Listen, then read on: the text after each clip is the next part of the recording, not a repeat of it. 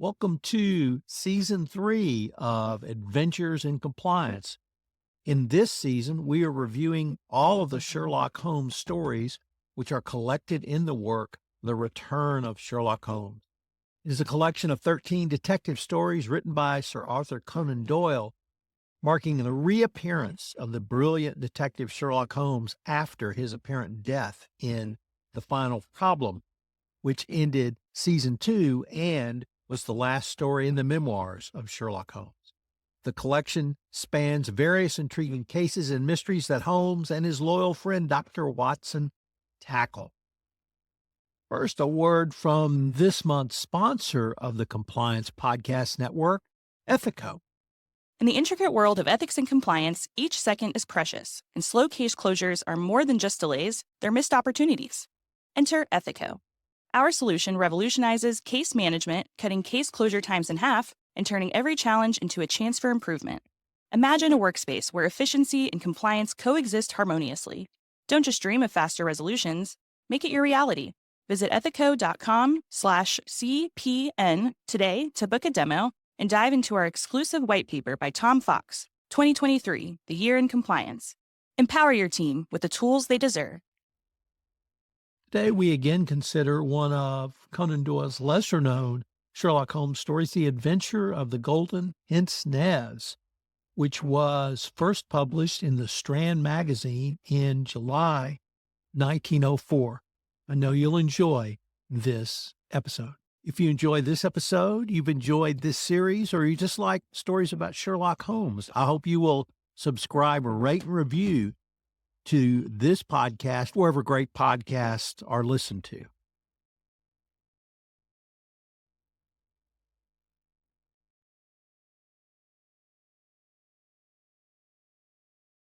We finally have Murder Most Foul.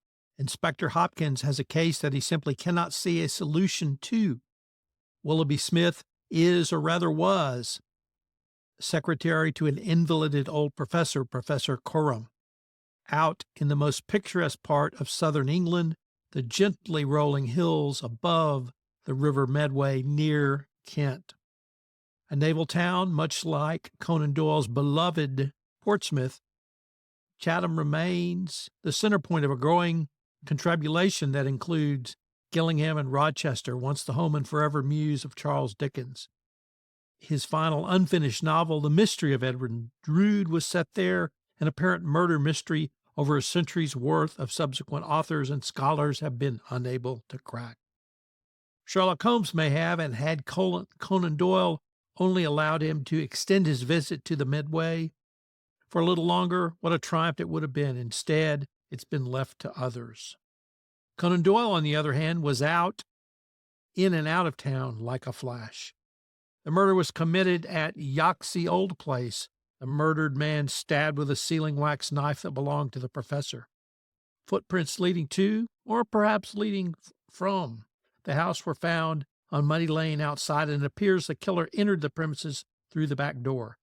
Nothing was stolen, and nothing was disturbed.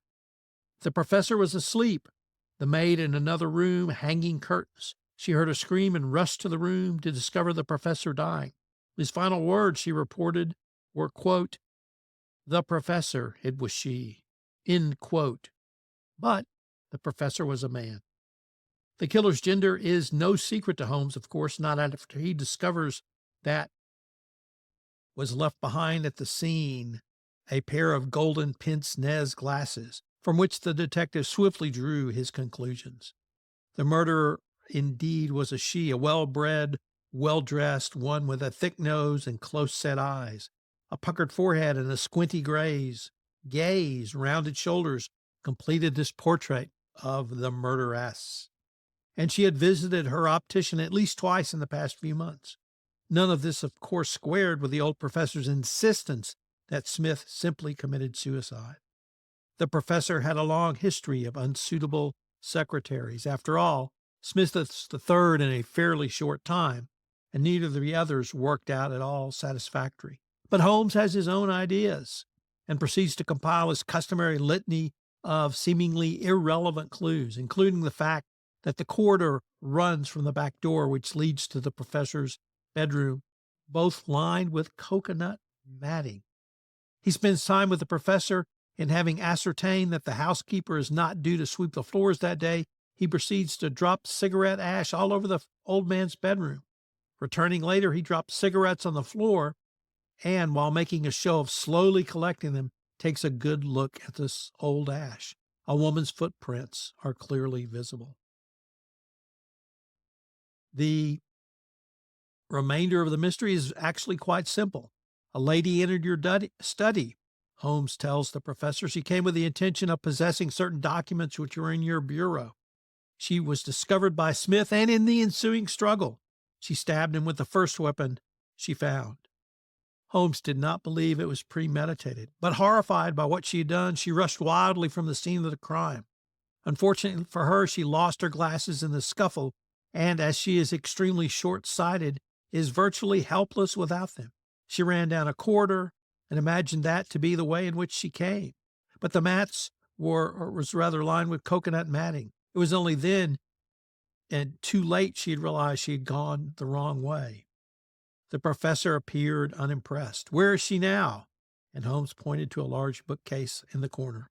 "There she is," at which points the bookcase creaked open and she stepped out. Her name was Anna, and she was the professor's wife, or at least former wife.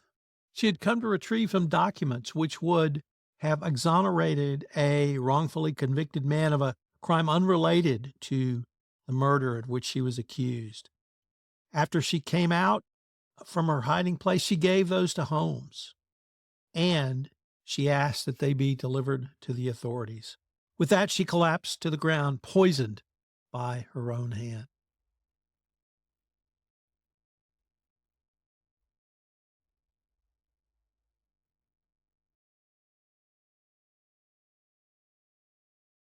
So, what are some of the compliance lessons learned from this story? Number one, evidence collection. Sherlock Holmes meticulously collects evidence and analyzes it to solve the case.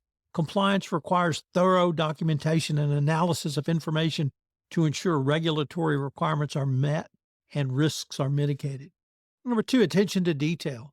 Holmes pays close attention to even the smallest detail, which ultimately lead to solving the mystery. Compliance professionals must be diligent, and vigilant in noticing discrepancies or irregularities or anomalies that can indicate noncompliance. Number three, independence and impartiality. Holmes approaches the case with independence and impartiality, focusing solely on uncovering the truth. Compliance officers should similarly maintain independence from business pressures and approach their duties with impartiality to ensure fair and objective assessments. Number four, following procedures.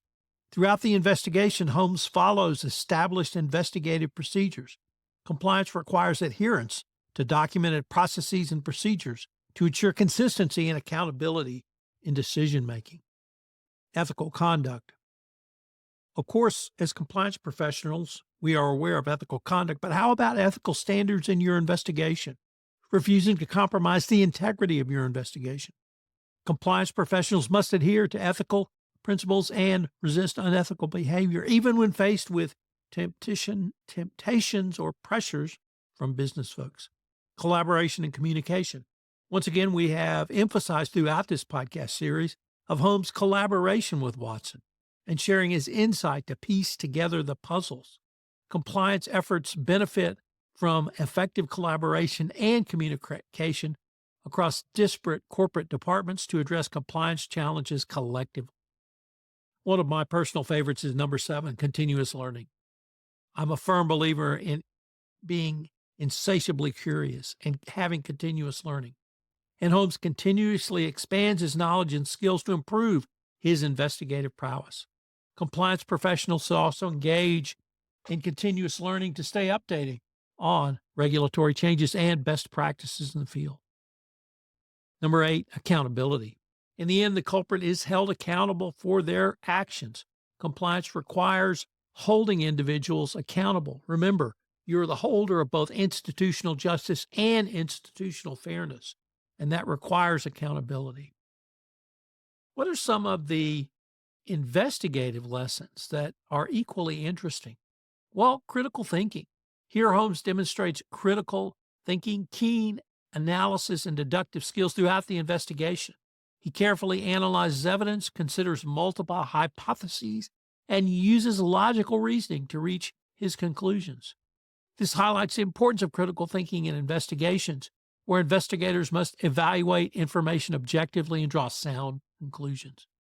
Persistence.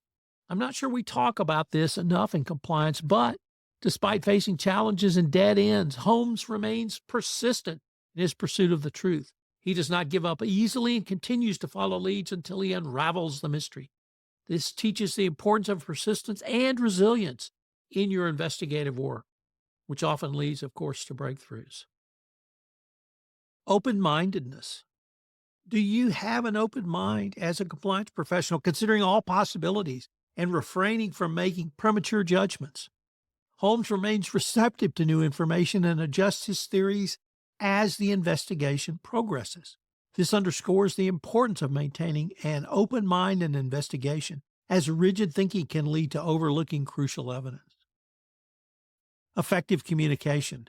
This is obviously critical for every compliance professional, and Holmes effectively communicates his findings and theories to Watson, keeping him informed and engaged throughout the investigation.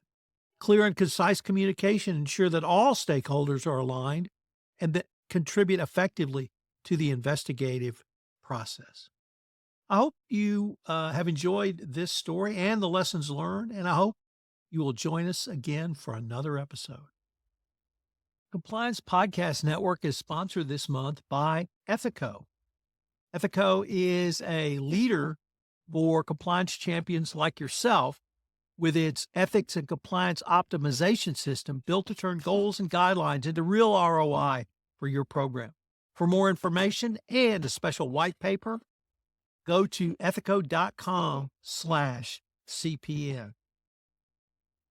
I hope you will join me through this entire series of short stories from the return of Sherlock Holmes.